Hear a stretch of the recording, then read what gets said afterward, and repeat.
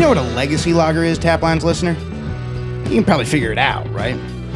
Before craft beer, before the decades of consolidation, before even prohibition, every city of any size had its own brewery, and odds are that brewery made a lager. By the time Repeal Day rolled around on December 5th, 1933, though, a lot of those breweries had just straight up gone out of business, and the rest of them would face brutal competition as heavyweights like Schlitz and Anheuser-Busch built massive breweries across the country and harnessed the power of television ads to muscle into their markets. The breweries that didn't get acquired, hell, even the ones that did to some extent, mostly dwindled into irrelevance. These were dark times for the legacy lager.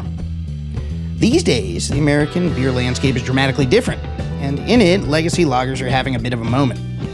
You know all about Pabst Blue Ribbon's happy hipster-based comeback in the aughts, at least if you've listened to our episodes with Neil Stewart and Steve Nilsson about that remarkable resurrection. Go check them out if you haven't.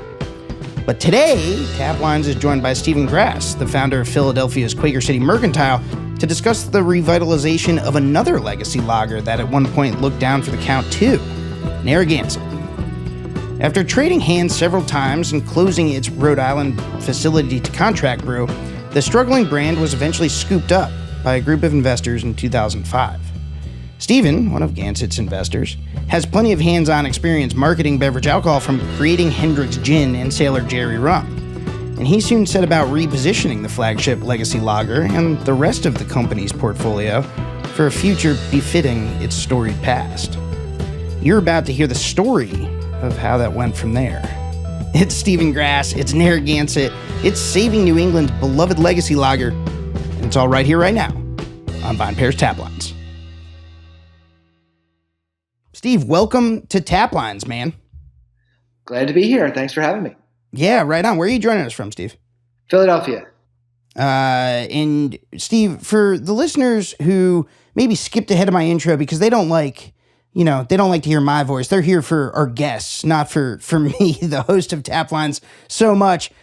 Steve, we've got you on the podcast today to discuss a brand that's near and dear to many beer drinkers' hearts. We're talking about Narragansett, of course. Narragansett, based in Rhode Island. It's associated with New England. You're in Philadelphia, but you're a man that we wanted to talk to because you have a close relationship with the brand. You're one of the brand owners, and your agency was instrumental in what I think is one of the more exciting comebacks for a American legacy beer that I've seen in my lifetime, and we're going to talk about that today. So we're glad to have you on. Glad to be here. Steve, when did you first encounter Narragansett, like, as a brand? Not necessarily as, in a professional context, but like as a drinker, as a consumer. Like, when were you first aware of the brand? Well, it's interesting. So I've had my ad agency, Quaker City, for 34 years now. And one of the brands that we were instrumental in relaunching and we do a lot of retro brands that we redo and bring them to market. So Puma, the sneaker company, we took from a $30 million has-been brand up to a $7 billion brand that was sold to Kering, which is Gucci. And the marketing director for Puma was this guy named Tony Bertone, and Puma was based in Boston, but also Germany. So we work with them globally. But Tony, when I sold Sailor Jerry, so I created the Sailor Jerry brand, and I sold that in 2008. And I had some money, right? And Tony from Puma said, "Hey, I really want to introduce you to Mark Hellendrum, who's getting he has Narragansett and he's getting it going again." So I flew up to Boston and had lunch with Mark Hellendrum and Tony Bertone, and we literally sat at Legal Seafood and mapped out the entire brand future, the brand architecture, where we were going to go with it.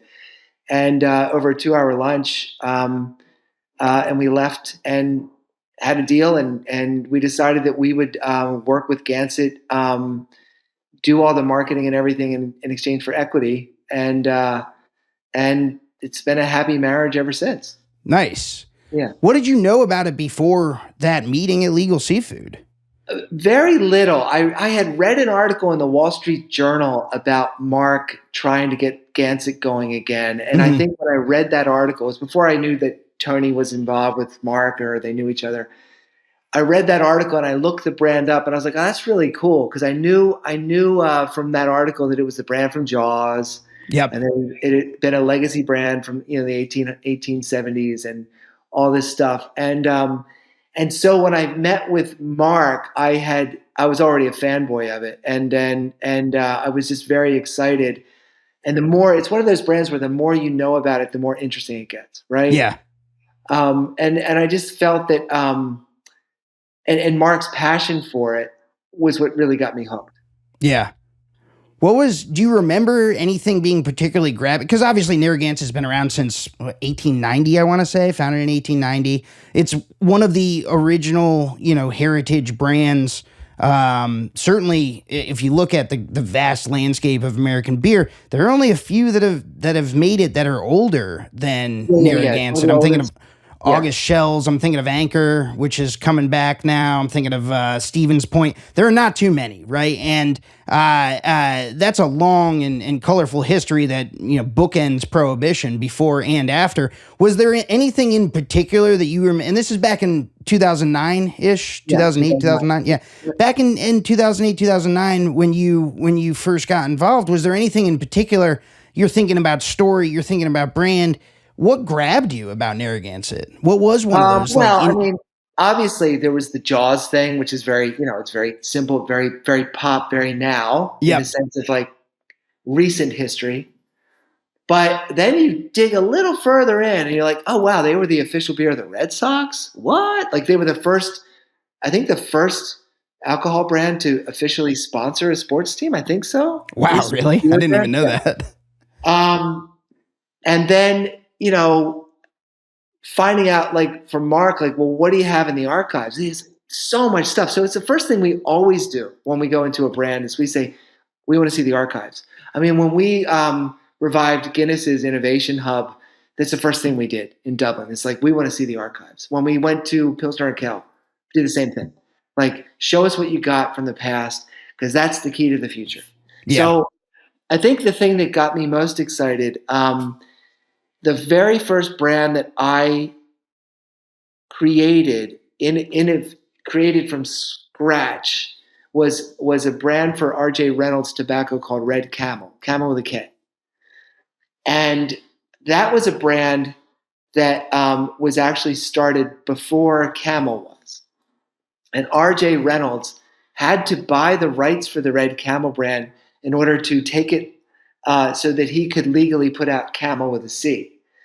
But Red Camel with a K was a brand that was only sold in brothels and pool halls. And I thought it was the coolest shit ever. And so we took all the elements from that, and we morphed it and mashed it up into new things. And to spectacular success. Red Camel was this massive indie underground sensation in the late 90s. Okay? Mm-hmm. And so I thought to myself, I could do that with beer. I could do that with Gansett. So the key to reviving an old brand is most people think like when you show straight up old stuff, people's literally their eyes glaze over and they fall asleep. Mm. The key is you have to take certain amounts of old things, mash it into new things, and tell the story in a way that is relevant and sexy and fun. So it's like, otherwise it becomes granny panties. You know what I mean? It's like, it's right. It's more.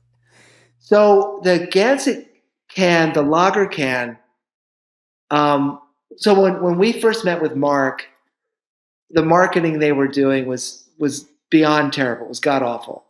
And that's why he had started the relaunch, but it wasn't really taking hold.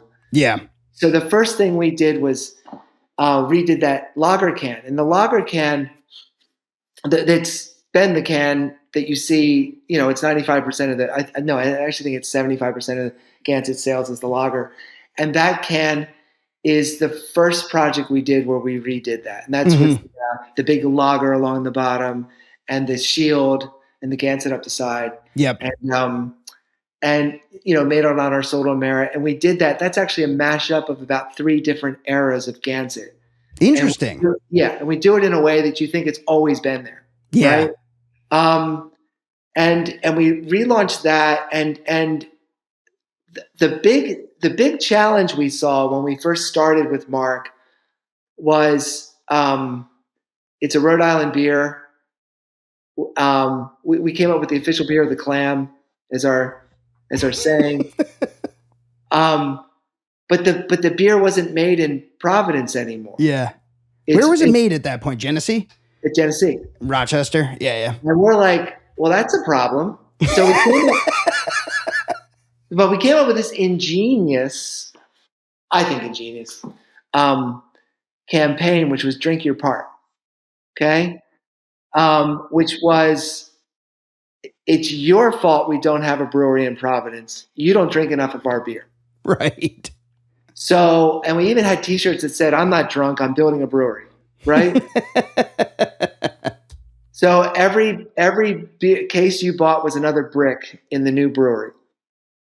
And that really got the people of Providence galvanized. It got people really excited. And that's what kicked things off. And that was our main campaign for the first couple of years that we launched. And it eventually worked. I mean, we finally reopened the brewery in Providence. We still make the majority of the lager in Genesee. Yeah. But everything else, all the crafts, which are a good 30% of the brand, are all made in Providence. And I think so we fulfilled that promise, and we have, because I knew from everything I've worked on in spirits and everything that you can't lie about that shit. Provenance matters. You have to have a legitimate story. And so that was a really big part of it. So yeah, so that's what I wanted to get at, and you kind of did. But let me just to follow up on that. When you learned early on that the beer wasn't actually produced in Rhode Island, you said, "Oh man, that's a problem." And you mentioned provenance. Yeah. Do you think that was in 2000, right at the end of last decade? Craft is coming on really strong, right? It's coming out of its first wave slump and now is booming through the aughts. People are starting to really understand it in the mainstream, and local, community-based, non-corporate breweries are starting to be, the hot thing, right around 2009, 2010, and into the teens there. How much of that was sort of like the context for you? Well, it's interesting because the other thing is, craft was coming on hot. We're a yellow beer, right? We're just a big American beer, right? And so the brand architecture we created for Gansett was also a really big part of its success. So we knew we wanted to be the better Pabst, right? And the first thing Mark did when he took over Gansett was he found the old brewmaster back before it became Nasty Gansett. I forget who's the big Falstaff. Is that who it was? Falstaff acquired it, I want to say in like 1965 or so. Okay, that's when the decline started. That's when it started coming apart. Right. So, but he found the the old brewmaster from before that period when Gansett was amazing, and I think he came back with the old formula and the old recipe. And you'll have to do the research and correct me on this, but at one point it was the highest rated American lager, Gansett, when we went our redo. So it had an amazing taste profile. So it was a much better Pabst, right? But then we created the craft strategy to highlight the fact that we were a better beer. Yeah. Okay. So what happened? That actually really started to work and hum along. Mark also worked tirelessly to get Gansett considered a craft beer.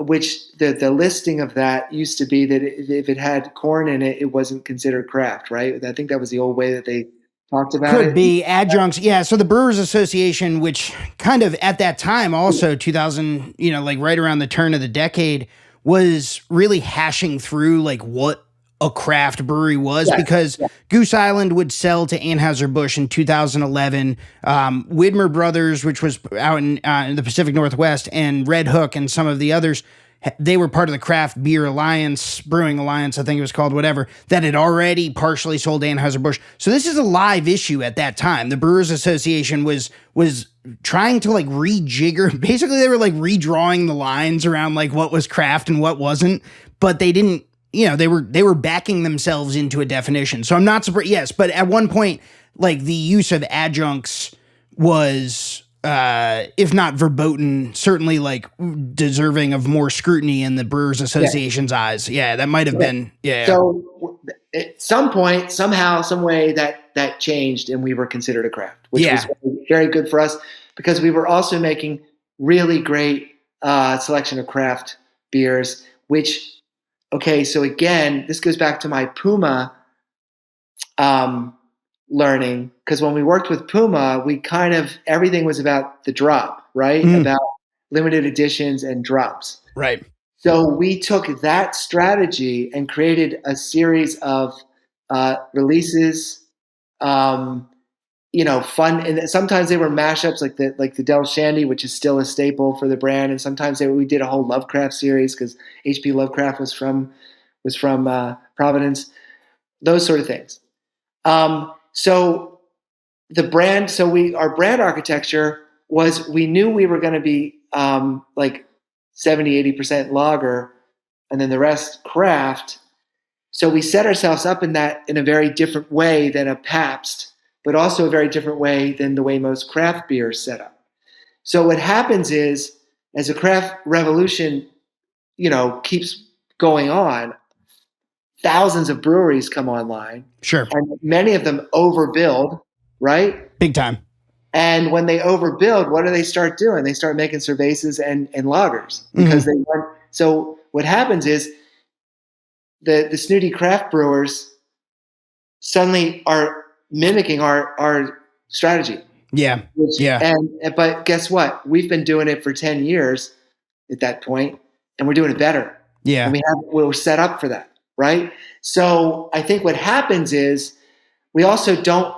We've never overbuilt because we've always had the relationship with Genesee for the lager, and then the rest. So it ended up being a really smart strategy and very, what's the word I'm looking for? Like we didn't know we were ahead of the curve, but we very much were. Serendipitous, man. Yeah. What happened then was, so we're perfectly set up for that. So I thought it was interesting too, like. This year we were 20. I think we're 23 on the top 50 list. Is that right?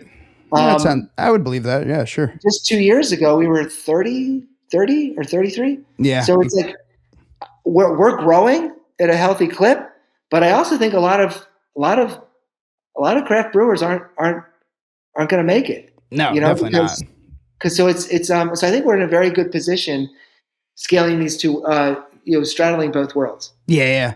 Let's talk a little bit about the fact that Narragansett is a yellow beer, because when you said that, my mind immediately raced back to that era. And again, we're talking in 2024. It's not that long ago that you guys were reinventing the brand, but it feels in beer years or beer reporter years, it feels like a different age. This was the era for our newer listeners who aren't as schooled on even the recent history of the beer industry. It was not so long ago that the idea of a craft lager was borderline anathema to the extent that anyone would even understand what you were talking about at all. Absolutely. Yeah, I mean, Greg Koch at Stone is sort of the one that people mostly attribute the quote to. This is, fizzy yellow beer. He very, derogatorily would refer to macro brewers, light adjunct lagers as fizzy yellow beer. People would call it piss. That was sort of like the big correction in the market that was going on, was full flavored ales, right? That everyone was bringing to the table. So Narragansett was, to your point, sort of, I mean, and it's, it's a century and a half old brand. So of course it was ahead of the curve, but it was when you guys were putting that beer out, that was not in vogue for craft brewers. Well, but it was, because if you look at, who's the granddaddy of them all is Yingling, right? And the oldest in the country, yeah. And Yingling is we in Pennsylvania we call it Pennsylvania Budweiser, right? And I remember having discussions with Mark distinctly about Yingling, and also Pabst was also pretty hot at that time, but it's funny because we also repositioned Miller High Life not too long ago, right? Yeah. And the key insight with all that is there's only so many IPAs or sours or whatever that you can drink. And so, session beers we talk about, but at the same time, it's like, I want an easy drinking beer, but I also love craft. I don't need to have one or the other. Yep. But I'm going to drink more volume of the easy drinking beer. Yep. And so it makes sense. But I don't want to drink the swill that is Pabst. I want to drink something slightly better. Ooh, some fighting words for Pabst Blue Ribbon. Not really. I mean, it's just like I'm not. I mean, we're essentially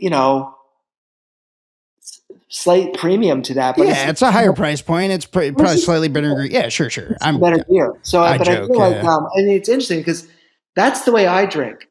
So I always really, I'm also in a distillery, and I only drink my own products, but not because I'm exclusive to my own products. Just I make what I like to drink, and I like Narragansett because I like an easy drinking beer, and then I drink my own whiskeys and I drink them straight because I don't like sugary cocktails. So it's kind of like it's nice when you make something that you actually enjoy. Yeah, I bet. Yeah. Let's talk a little bit about the Pabst comp, because I think that, listeners who are interested in Pabst story can go back and listen to previous episodes we've done with Neil Stewart and Steve Nilsson, who were working on the Pabst brand in the early aughts, a few years before the period we're talking about today. Yeah. But something that was going on with Pabst, which I imagine you were very hip to as someone who straddles the line between beverage alcohol and branding and marketing stuff, is, famously, the tale there was that Pabst was on its last legs as a corporation. They were hemorrhaging volume.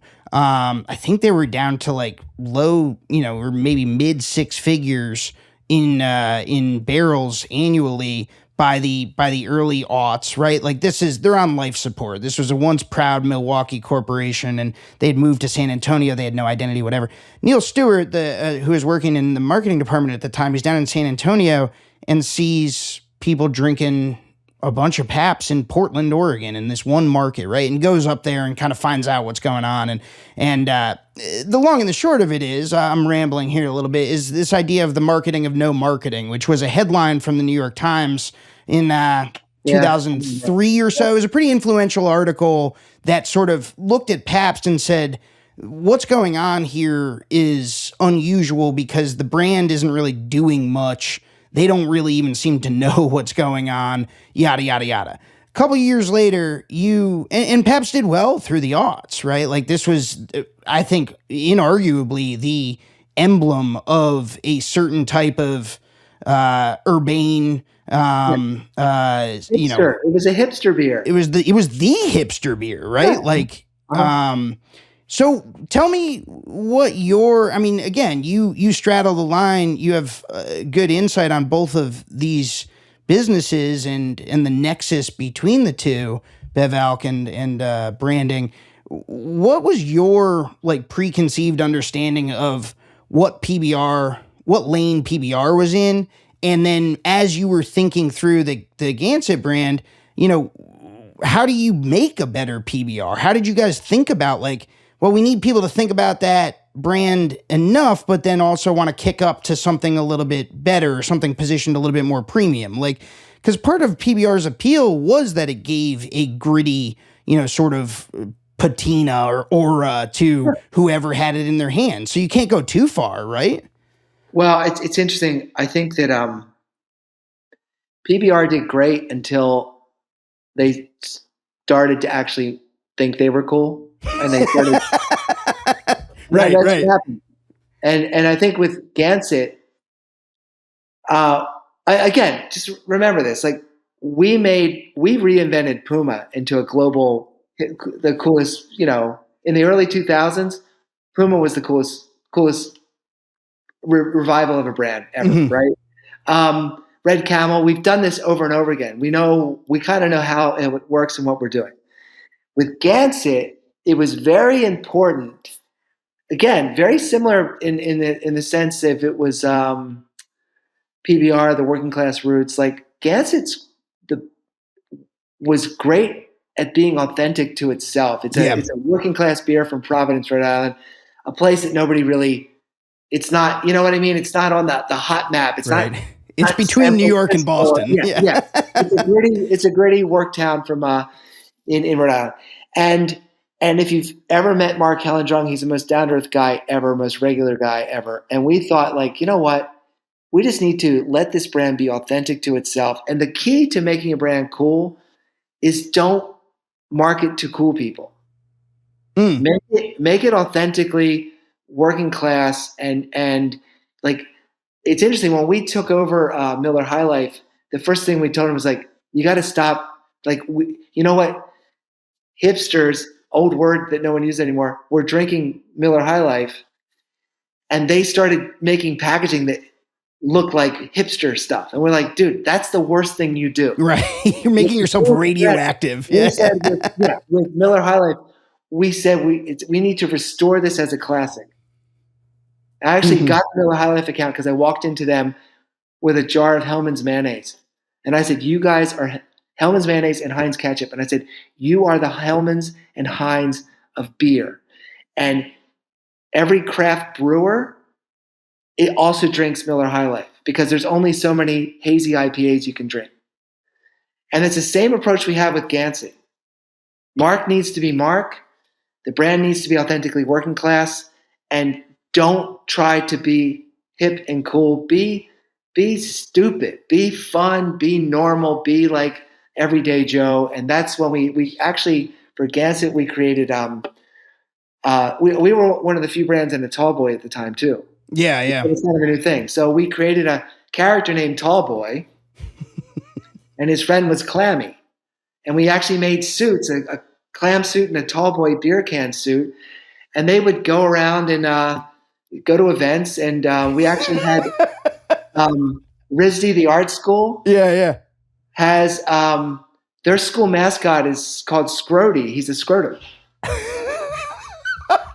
And there's a famous clip that went quasi-viral early days of Gansett where Clammy and Scrody did this whole ice dance together at a hockey match. And it's the most New England thing that's ever happened. We also had this guy called the Beer Fairy, who was this like big fat dude. Yeah. Who smoked cigarettes, and he would go around granting your beer wishes come true. So it was almost like, it was just stupid, and it was fun, and it like purposely looked kind of like kind of just not. I wouldn't say it's bad, but it wasn't super art directed, and it wasn't super slick. And I feel like people really got behind the brand because it was real. And I think another really amazing thing that we did, and again, this is all Mark doing this. Like when we started expanding into other markets, we thought we thought Boston was going to be where Gansett was going to explode next. Yeah, it ended up being New York City. Huh? And because Union, the distributor, I think they wanted a PBR killer. Yeah, and they really got behind the brand. And guess what? We blew up out of New York, almost as big as like Rhode Island. And then the brand just grew from there because it was just. I think at this point too, Pabst was trying to getting full of itself and being hip, and we were a refreshing alternative that tasted better. Yeah. So around when was that? Do you remember when you guys first realized like, oh shit, New York is going to be it? That might be 2011 to 2012, maybe. Yeah. I'm not Yeah. sure. Yeah. I'd have to check that. Yeah. That was because I know you guys also worked on hams later Yes, on. Like Wilson Hams. I lived in New York from 2010 to 2018 or so. Yeah. And I don't remember exactly when, but I certainly remember Narragansett all of a sudden showing up a lot more Yeah. places. Yeah. And yeah, I would definitely believe like 2011, Well, you 2012 got or you got to whatever. Yeah. realize with these big beer brands, like if you're dealing with like Hams is with Miller Coors, Mm, and all these big companies have like a archives of old defunct brands. sure. And it's very different. Like when Gansett grew, it grew authentically, virally, methodically, hard work at every stage, working our ass off to make it work. When SAB Miller says, "Oh, let's bring back Hams," they literally flick a switch and they slot it in everywhere. Yeah. And then you mark it down. That's what InBev did with Rolling Rock, right? You mark it down to a point, it's gonna sell. Yeah, but they killed Rolling Rock. Yes, they did. Rolling Rock's a decimated brand. Yeah, because of that. Yeah. Eventually, it kills the brand. Yeah. Okay, and eventually, you can't sustain that because you're basically you're just I don't want to say you're whoring it out, but you're robbing Peter to pay Paul, maybe. Yeah. No, it's a way of juicing volume, it works for a time. But then I don't know where Hams is at this point. I know when we first did it, sales were up like incredible percent, and then I don't know where that now because we don't work with Miller at this point. Mm-hmm. So I only brought up Hams because I remember that was like another turn of the screw or turn of the wheel in New York was like all of a sudden Hams starts showing up right before I left or like 2017, 2018 or so. And a lot of these relaunches like Schlitz and all that, they don't work. Yeah. Well, Schlitz is tough to drink. The point is like you can have, but there's a lot of brands that have the heritage and story that Gansett has, but what they don't have is an independent producer who has a lot of passion and heart for the brand. Mm. And that's the key to Gansett is Mark. And I've had, it's interesting because I've had this symbiotic relationship with Mark where I just have this mind meld with him. It just works. And we have a lot of fun doing this. And he's willing to try stuff and just see what happens. Yeah. Right. And I think so there's a lot of passion and persistence with Gansett that you won't find in some of these bigger companies that relaunch, a Schlitz or a Hams or something. Yeah. Something you said earlier, I want to come back to the idea of like sort of authentically working class. This is something that I'm fascinated by, like this premise, right? Like this idea that there is some, there are these signifiers. PBR is one or was one for a while. There are many others. Carhartt jackets these days are really drive that aesthetic, at least on the apparel side of things. Drill into that concept a little bit as it pertains to Narragansett, if you would. Like in 2009, when you come on,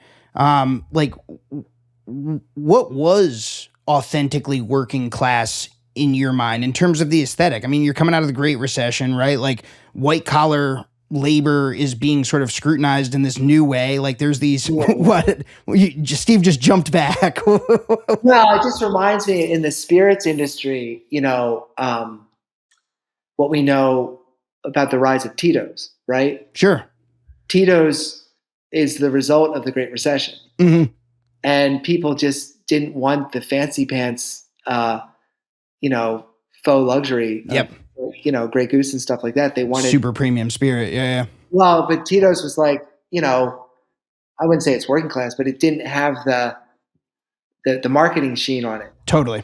Okay. So I hadn't thought about this before, but yeah, Gansett's rise is at that period too, at the end of the Great Recession when you're like, or during the Great Recession where you're like, yeah, I don't need the fancy and I just want to drink. I just want to slam a couple of beers and have a hot dog at the ball game and stuff that.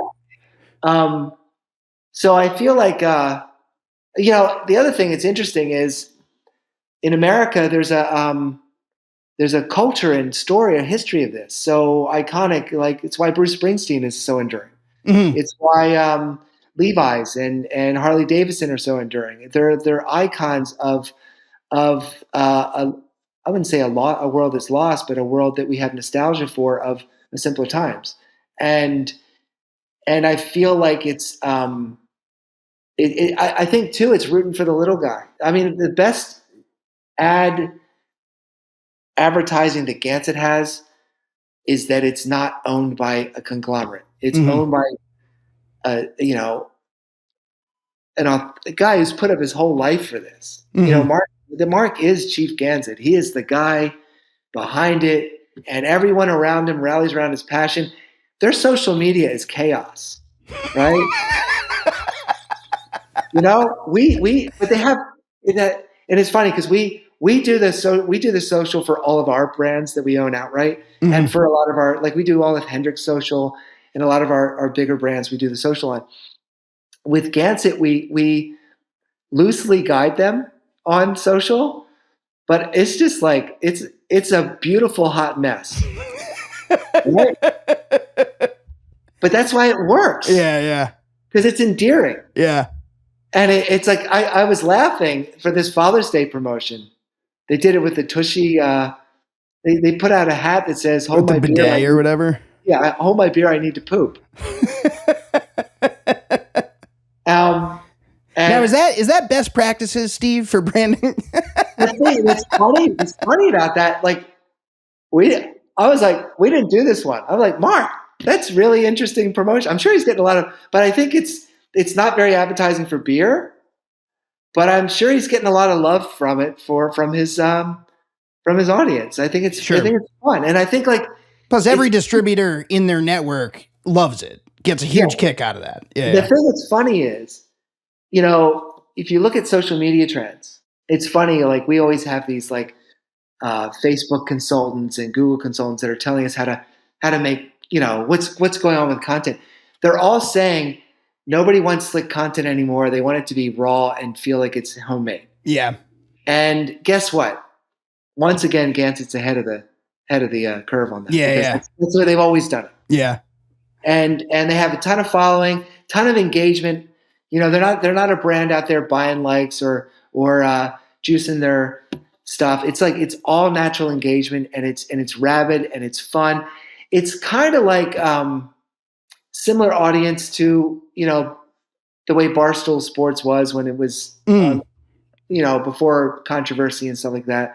So it's got this very rabid dudes kind of fan base that I think is endearing. Yeah. What we mentioned Jaws earlier. Jaws comes out in 1975, I want to say. Just a cultural phenomenon. Just like very few things ever since. I was reading an article about Blair Witch Project the other day, and it kind of like reminded me of Jaws a little bit, just because it's like no one saw this thing coming. No one thought this movie had legs, and it just it took off in a way that really people could not have predicted. And Narragansett, that's part of Narragansett's story. Obviously, that is not most of Narragansett's story, but it's a really interesting little detail. And I was hoping you could talk a little bit about when you were sort of, going through the archives and taking a look at, what this brand had and how you could use it and how that fits into the story that you wanted to tell about the new generation of Gansett, from 2009 forward. How does Jaws fit in that? Oh, okay. So Jaws is a huge part of our marketing mix. I'm not sure exactly when we started this, but it was pretty early on where we started annually releasing the Jaws can. Yeah. Which is Quinn. It's the same design. And we released that every year. But then we started getting worked in with Shark Week. Right? And then I think which is another cultural phenomenon on itself. Yeah. So every year we get this massive, just at the right time, we get this massive influx of steady sales because of a shark movie made in the 70s. Yeah. But then we didn't Jaws recently have its it's an anniversary. I 40? don't know. Yeah, it would have been 45th. Okay, but when it was its 40th anniversary, I remember, which is like 2016 or something. 15. Right? Yeah. Okay. I remember we were always, and you have to correct me. Mark will have to correct me or yell at me if I'm wrong with this. But I remember we were always nervous. Like we put all this Jaws stuff out. Like when is Universal and Spielberg going to come after us, right? And I think we heard from them saying, "We love what you're doing. Keep going."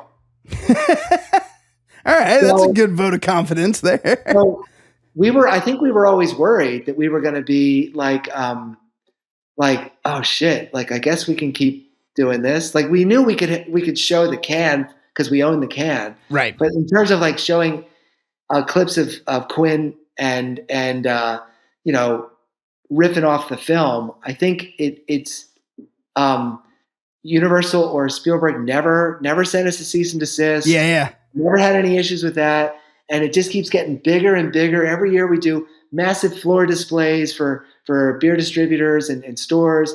And then I think, what's the actor who played Quinn? What's his name? His son. Yeah, what's his name? I don't know the name of it. Is Quinn, Richard Dreyfuss was the main character, but I don't know that Quinn's the one who crushes the can. Yeah, right? because that's the slogan, right? Crush it like Quinn. Yeah. And his son just did an off-Broadway play about the making of Jaws. Okay. And very much included Narragansett in that whole thing. So it's become like I think Jaws was the first official blockbuster. I think it changed Hollywood.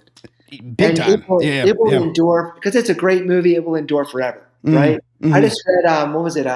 Quentin Tarantino's cinema speculation book, and he talks about how Jaws is one of his favorite films of all time. So Jaws has never gone away, and we happen to be the brand that's in one of the biggest movies of all time that will never go away. That happens to be about summer at the beach. Yeah. I mean, that's just, what is it, Kismet? Yeah, that's just luck, man. Yeah. We were also in White Lotus, season 1. Is that right? Yeah, what's her name? Who's the actress with the Sydney Sweeney, right? Oh, yeah, that's right, yeah. She wore our Jam Out With Your Clam Out shirt on the show.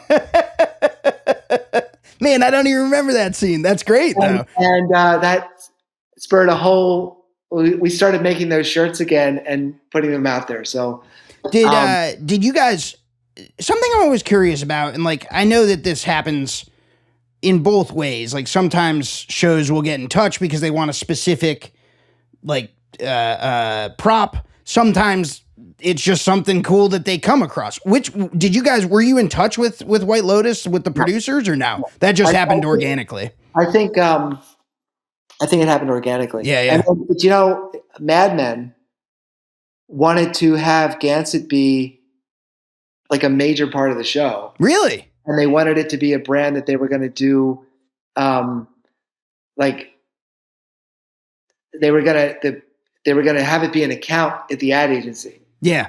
And we ended up turning it down because they wanted to literally take over all of the marketing for the brand. Oh, like in real life? Yes.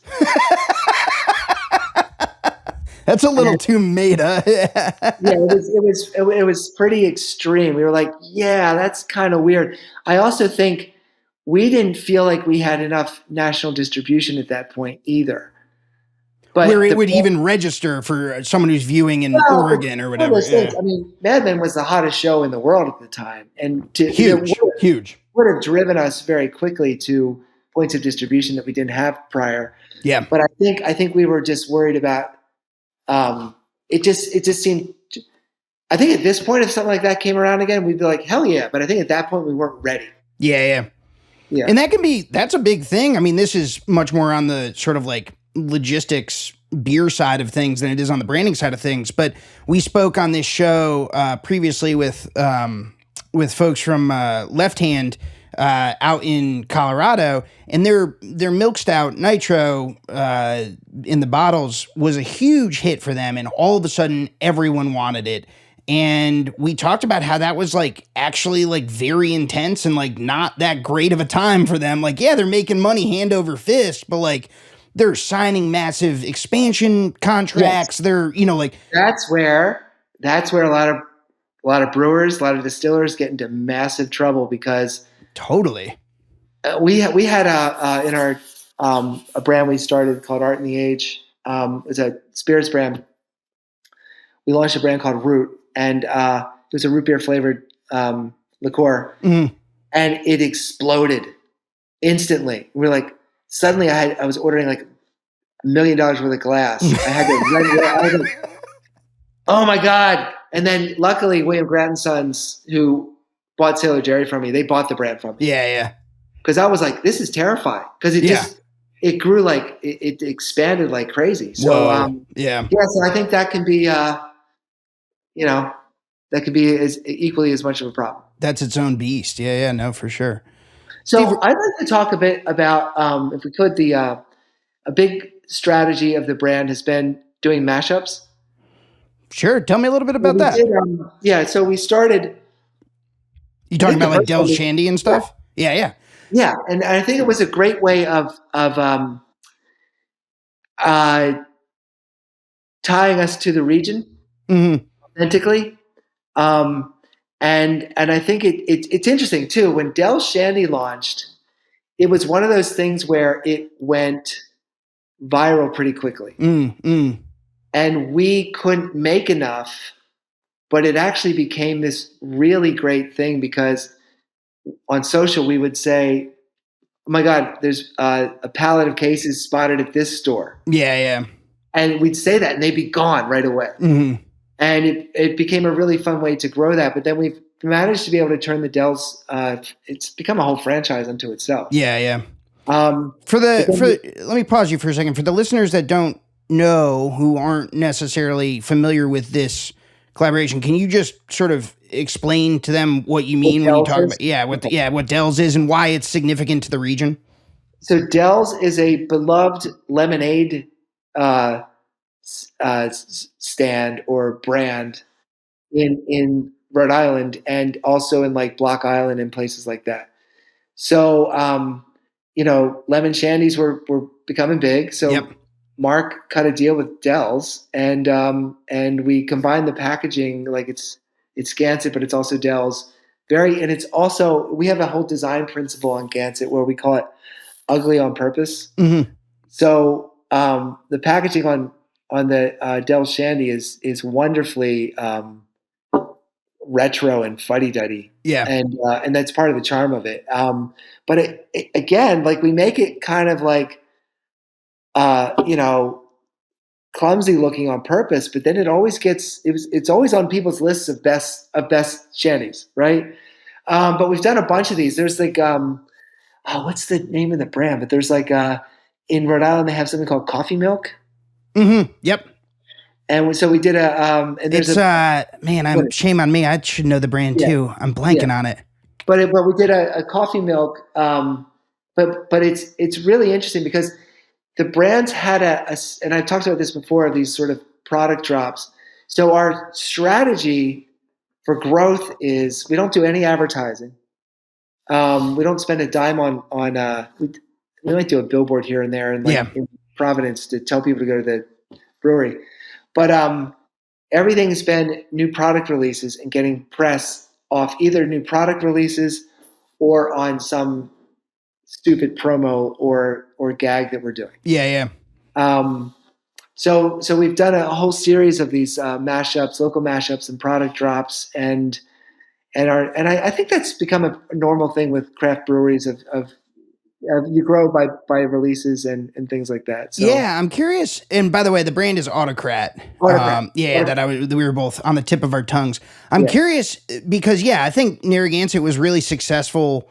With, obviously, this is, from your view, is successful, but also from my view as someone who covers the space, Del Shandy felt like this really good crossover. It was like really natural, right? Like it's also it's a style that people want. Leinenkugel had been around forever, and Shandy had been around forever, but the American drinker was just starting to be hip to the idea or warm up to the idea of this sort of refreshing, beer spin-off style. And so Del Shandy like really hits in that way.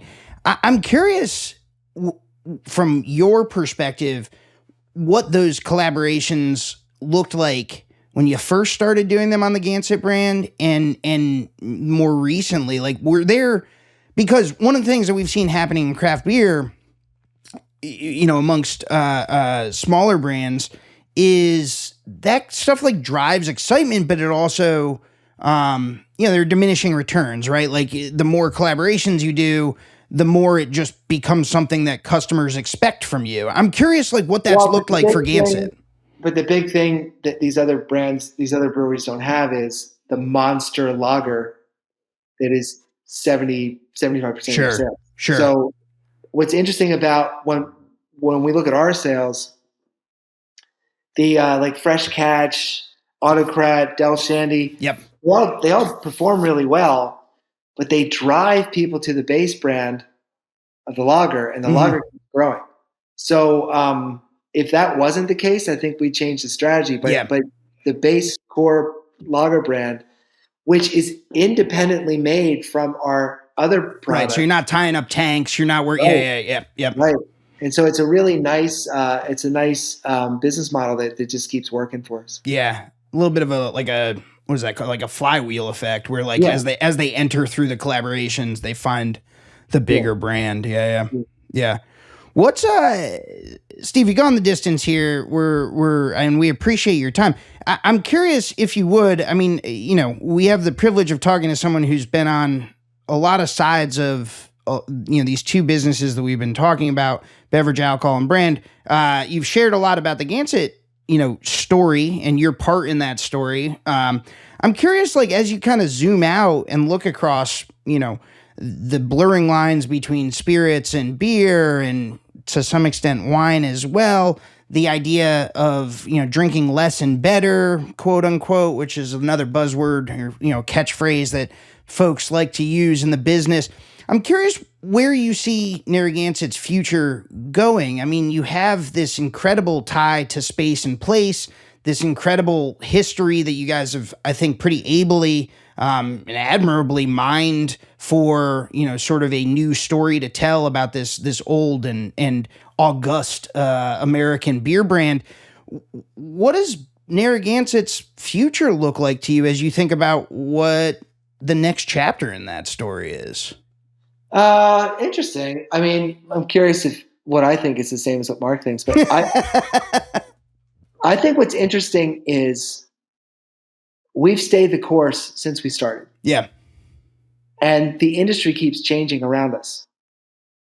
So I think there's going to continue to be a huge fallout with all the craft. There's just too much capacity. Yeah. I mean, speaking of capacity, it's like 51% of capacity is slack, I want to say right now, and at the end of 2023, according to the Brewers Association. I think that was the chunk. I mean, there's just empty tanks. So I think I think we're going to keep chugging up that top 50 list. Yeah. We're 23 now. I think we're going to keep going up by staying the course and doing the same thing, because I think a lot of the rest of the industry is going to have to reset. But I think our strategy that we set up in 2009 over a 2-hour lunch at Legal Seafood was correct, was like very forward looking, and continues to be very solid and smart. Even like, you never know what's going to happen. Look what happened to InBev. You never know. And these opportunities, like we always say with any brand you're doing, it's like surfing, right? You got to be ready when that wave comes. Yeah. Everything's in place. Everything's perfect. Oh, here comes the wave. I'm able to catch that wave and ride it. That's how we did Sailor Jerry, right? And I think that we've been doing a lot of things really smart.